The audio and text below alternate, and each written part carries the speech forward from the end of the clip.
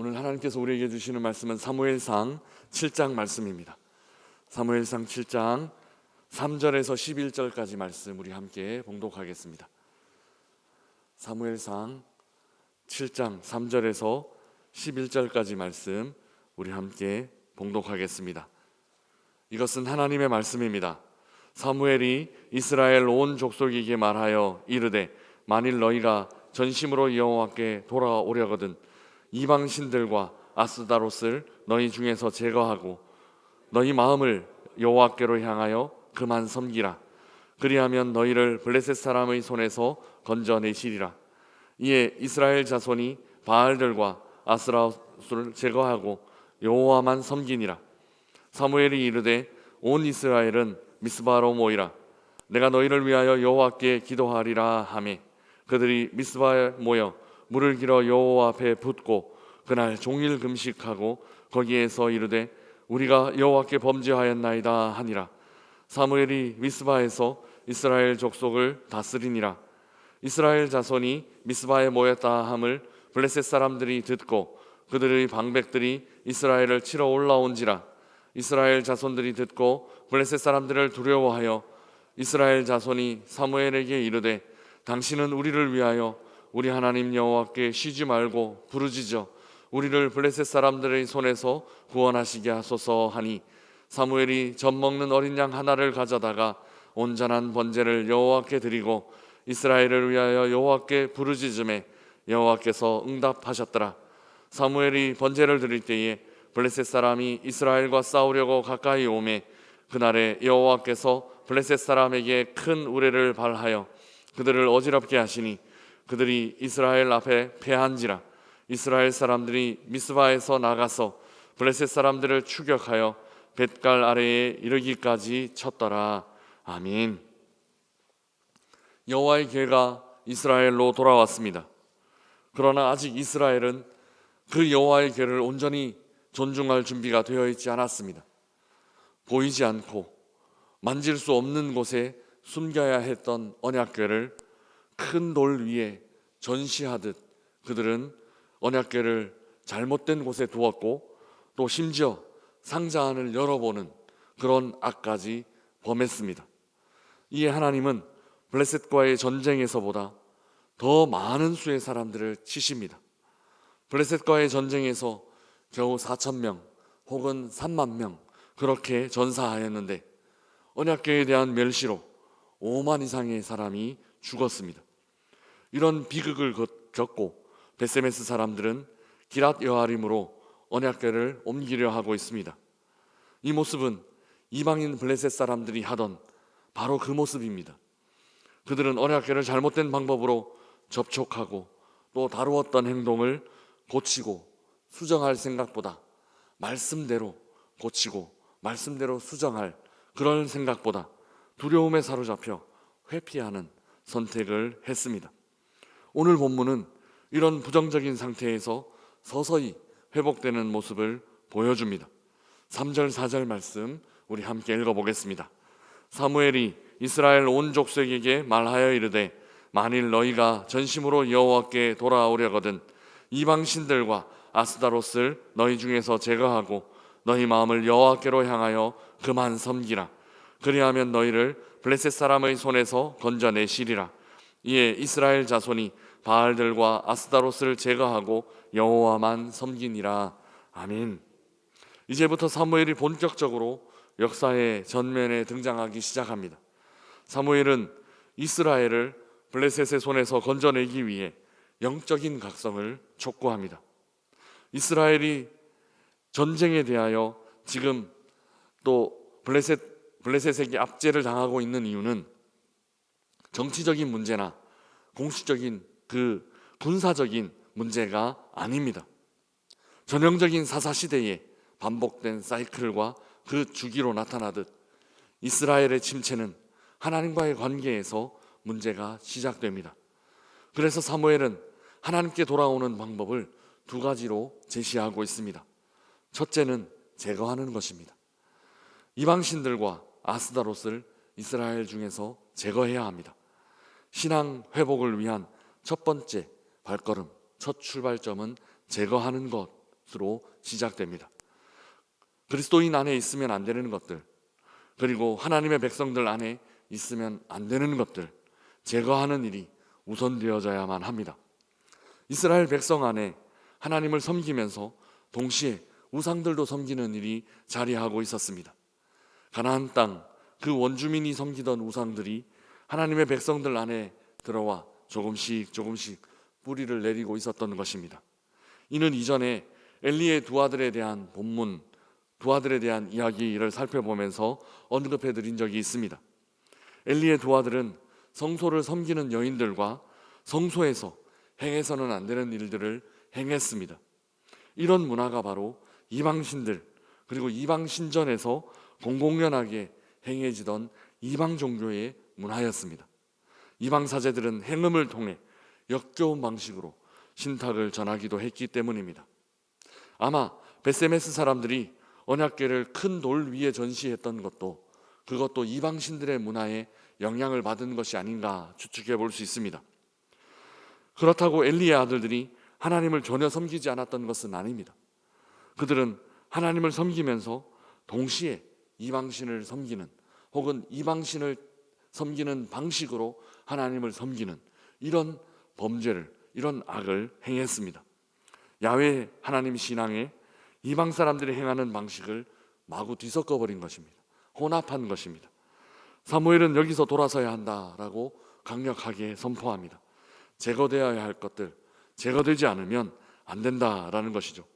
혼합된 신앙을 갖고는 절대로 하나님 앞에 돌아갈 수 없다는 것입니다. 오늘 우리도 마찬가지입니다. 하나님께 돌아가기 위해서 제거해야 할 것들이 있습니까? 여전히 우리는 신앙생활을 하고 있고 열심으로 여러 방식으로 교회 봉사를 하고 있지만 언젠가부터 틈타고 들어온 거룩하지 않은 습관들, 그리고 하나님께서 기뻐하시지 않는 일들 남아있지는 않은지 제거해야 합니다. 제거하는 일이 하나님께 돌아가기 위한 첫 번째 발걸음입니다. 두 번째는 하나님만 섬기는 것입니다. 제거하는 것만으로는 신앙이 회복되지 않습니다. 제거된 빈자리에 잘 채워 넣는 것까지 이어져야 제대로 신앙이 회복될 수 있습니다. 여기서도 혼합주의에 대한 경계가 뚜렷하게 나타납니다. 하나님도 섬기는 것 아닙니다. 하나님도 섬기는 것은 하나님을 섬기는 것이 아니다라는 것을 우리는 기억해야만 합니다.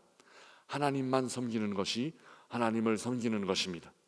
여기 오늘 본문에는 가장 중요한 표현이 하나 나타나 있습니다.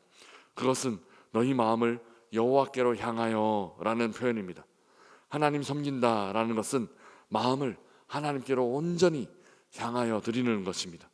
우리의 마음이 하나님을 향하여 있는지, 아니면 우리의 마음이 하나님으로부터 흘러나오는 어떤 효과, 어떤 이득을 향하여 있는지 우리는 우리의 마음을 깊이 돌아보아야만 합니다. 때로 우리는 이 둘을 자주 혼돈합니다.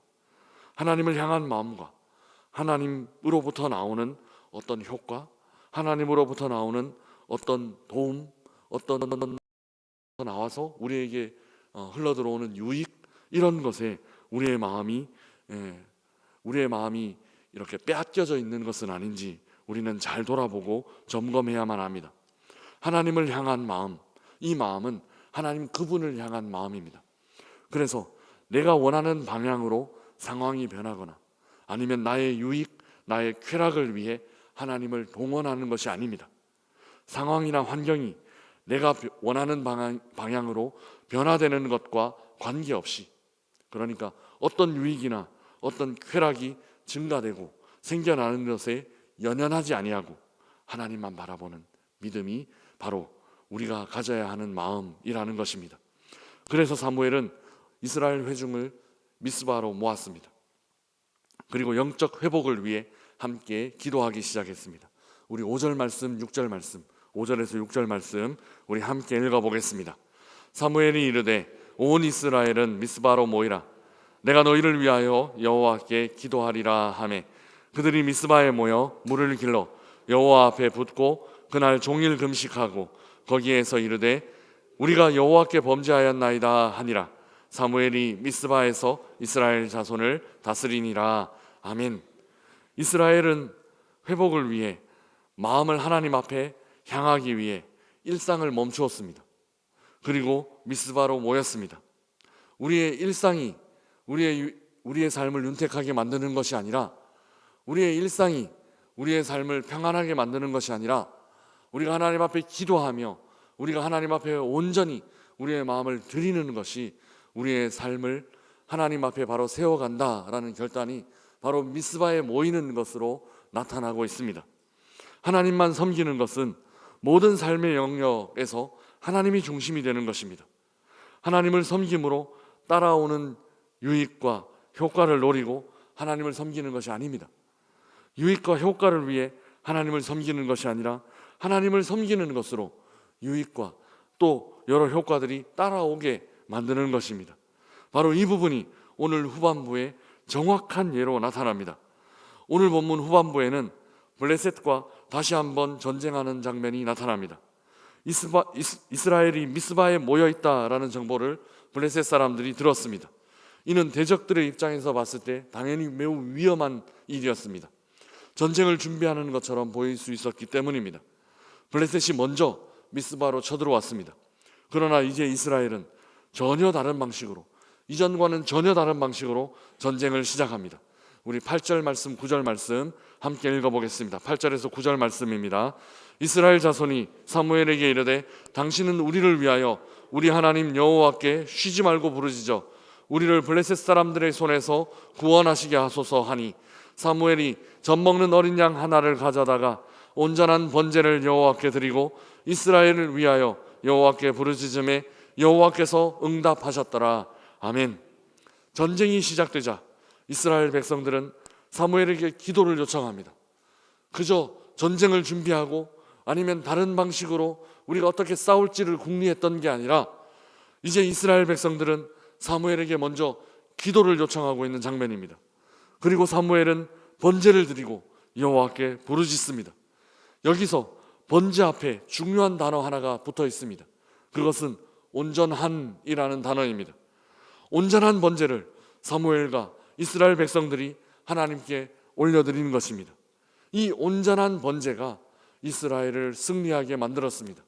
온전한 예배는 우리를 승리하게 할 수 있습니다. 10절 말씀, 11절 말씀 우리 함께 읽어보겠습니다. 사무엘이 번제를 드릴 때에 블레셋 사람이 이스라엘과 싸우려고 가까이 오매 그날에 여호와께서 블레셋 사람에게 큰 우레를 발하여 그들을 어지럽게 하시니 그들이 이스라엘 앞에 패한지라. 이스라엘 사람들이 미스바에서 나가서 블레셋 사람들을 추격하여 뱃갈 아래에 이르기까지 쳤더라. 아멘. 이스라엘은 하나님께 온전한 예배를 드렸습니다. 이 온전한 예배가 전쟁을 승리로 이끌었습니다. 하나님은 큰 우레를 발하셨고 블레셋 사람들은 이스라엘 앞에서 패하여 도망치기에 이르렀습니다. 사랑하는 명선의 가족 여러분, 우상을 제거해야 합니다. 그리고 하나님만 섬겨야 합니다. 뒤죽박죽된 신앙으로는 하나님을 온전히 섬길 수 없습니다. 뒤죽박죽된 신앙으로는 우리의 일상 가운데 승리를 경험할 수 없습니다. 전쟁에 이기기 위하여 하나님을 섬기는 것이 아닙니다. 하나님을 섬기는 것 자체가 회복되면 하나님은 우리의 모든 필요들을 자연스럽게 채워주실 것입니다. 온전한 예배의 회복이 전쟁의 승패를 좌우하는 것입니다. 전쟁의 준비가, 군사력의 확대가 전쟁을 이기는 것이 아니라 온전한 예배가 회복되면 하나님께서 우리에게 승리를 가져다 주시는 것이다 라는 사실을 오늘 이 아침 우리가 반드시 기억해야만 합니다. 우리 안에 섞여 들어온 성경적이지 않은 생각들, 믿음과 멀어지게 만드는 습관들 남아있지 않은지 우리의 신앙을 돌아보고 점검하는 이 하루 되기를 축복합니다. 제거해야 할 것들을 제거하고 하나님만 섬기는 믿음을 회복하는 우리 모든 명산의 가족들 되시기를 주님의 이름으로 축복합니다.